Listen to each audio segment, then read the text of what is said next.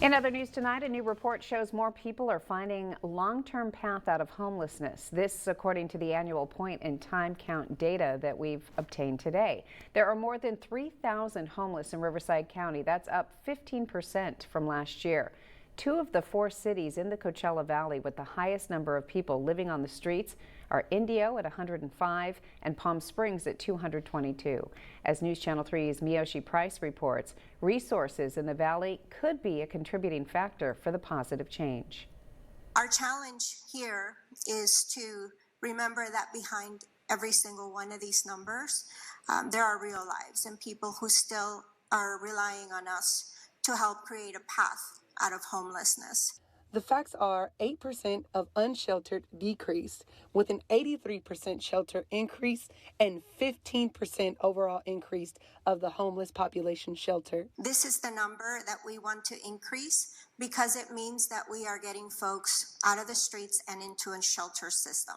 Even though the numbers in this report are showing that there are thousands of homeless individuals in the county, homeless advocates are saying that their investments are paying off when it comes to sheltering the homeless and getting them off of the streets. Have an emergency shelter, which will take care of their immediate needs, but then we have long-term programs as well that allow our clients that we serve to get the education, the training, and the resources that they need to get back out there and be productive in society. As part of the program at the Coachella Valley Rescue Mission, there are 80 beds for men and 50 beds for women.